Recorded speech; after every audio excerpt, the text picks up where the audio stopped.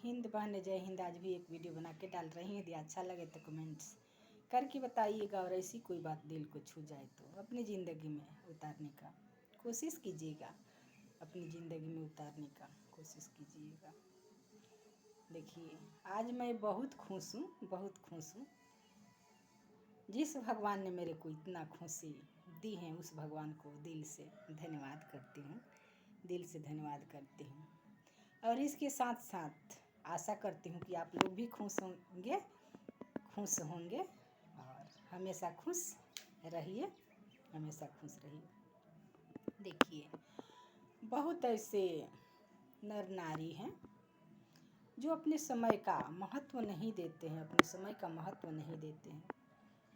यदि अपने लक्ष्य को प्राप्त करने में लग जाए नर या नारी तो कभी उनके पास बेकार समय रहेगा ही नहीं, रहेगा ही नहीं। लेकिन गलत आदत के कारण उस समय को हम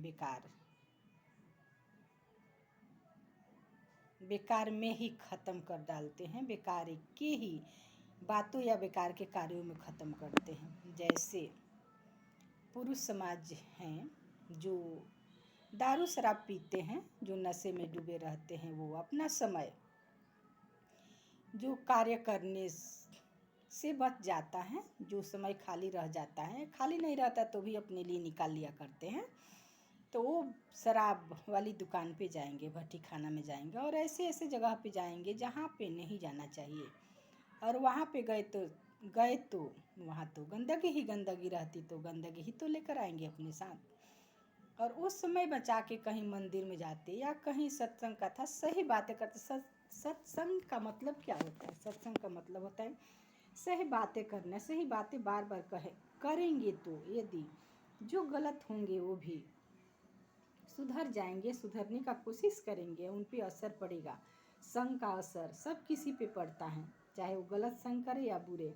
यदि गलत संग में जाएंगे तो गलत ही आदतें लेकर आएंगे, गलत ही सच्चे में ढल के आएंगे और सही जगह पे जाएंगे तो सही ही बनकर आएंगे, सही ही बनकर आएंगे। वैसे औरतें में भी हैं, औरतें में भी हैं।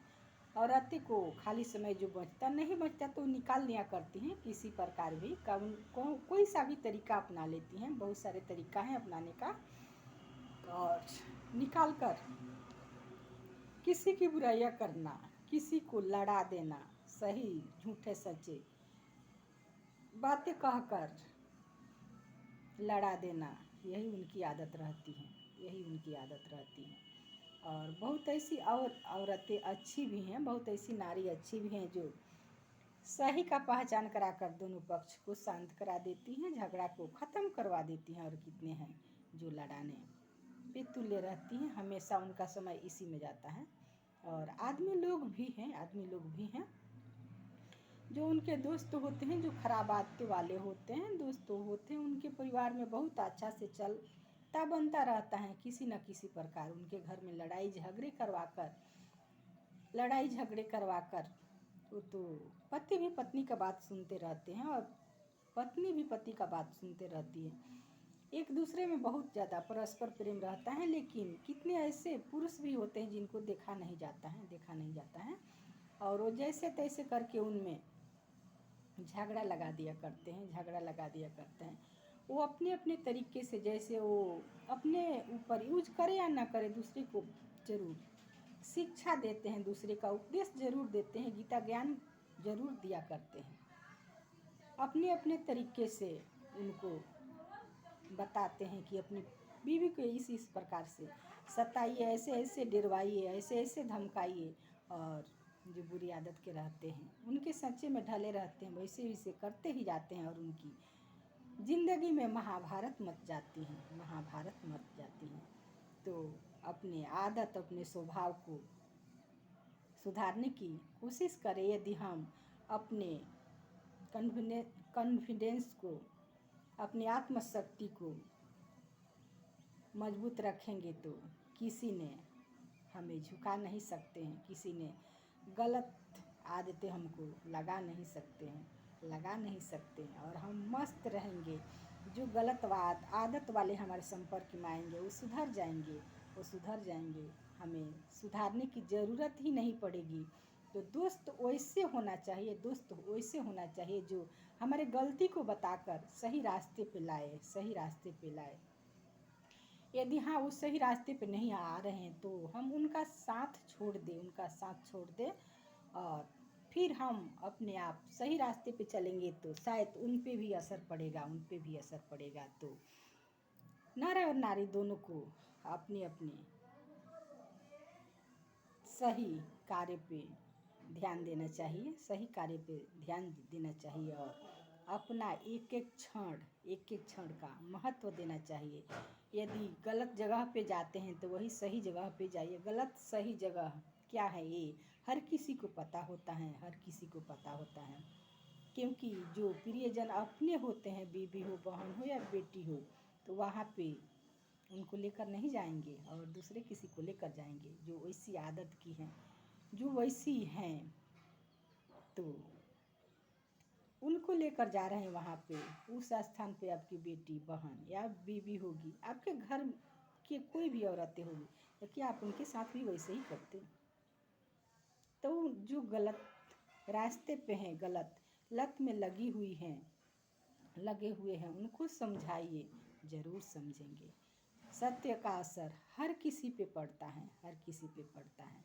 और जो उसमें डूबे हुए हैं उन पे मतलब सुनते ही नहीं, सुनने का भी असर पड़ता है। तो जो सुनेंगे उसी पे तो असर पड़ेगा, नहीं सुनेंगे उस पर क्या असर पड़ेगा? गलत में ही डूबे जाएंगे, गलत में ही डूबते जाएंगे। उनकी यही आदत बन जाती है और वो गंदगी में जीने की आदत को छोड़ नहीं पाते हैं, छोड़ नहीं पाते हैं। ये शुरू से ही गंदगी था, आज भी है और आगे भी शायद रहेगा। लेकिन हाँ, दूसरे को नहीं सुधार सकते, हम अपने आप को तो सुधार सकते हैं। तो अपने आप को सुधारने की कोशिश कीजिए। जो सुधरना चाहेंगे, आज संपर्क में आएंगे, वो अपने आप ही सुधर जाएंगे, अपने आप ही सुधर जाएंगे।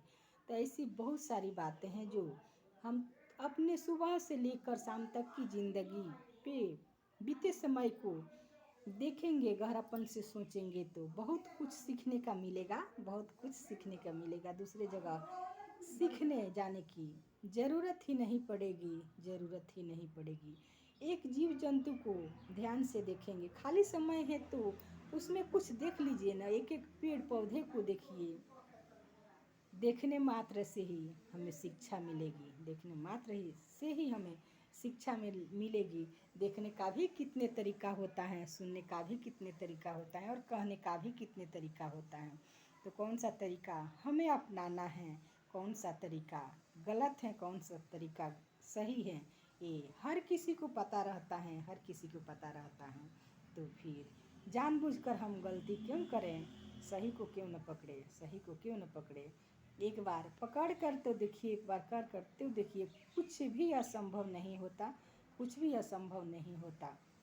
जो करना चाहते हैं, जो प्रयास करना चाहते हैं उनके लिए, और जो करना नहीं चाहते हैं उनके लिए तो पहाड़ों पे पहाड़ हैं, बहुत बड़ा से बड़ा। उनको समझ बैठते हैं क्योंकि उनके अंदर करने की इच्छा ही नहीं है, उनके अंदर ये अपनी जिम्मेदारियाँ लेने की आदत ही नहीं है।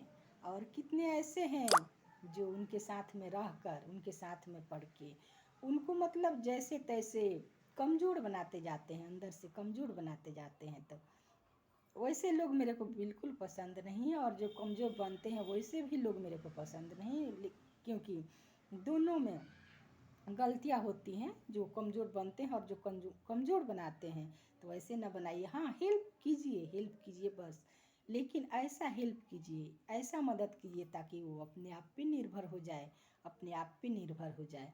ऐसे बनाइए, ऐसे बनाइए। चाहे अपने घर के कोई हो, अपने रिलेशन का हो, या आपके संपर्क में कोई आते हैं उनको भी मेरे समझते से तो कोई अपना और पराया नहीं होता है। मैं सबको समान भाव से देखती हूँ। लेकिन हाँ, किस बात में समानता देनी है, किस में नहीं देनी है, इसका ख्याल जरूर रहता है, जरूर रहता है। जय हिंद, जय हिंद।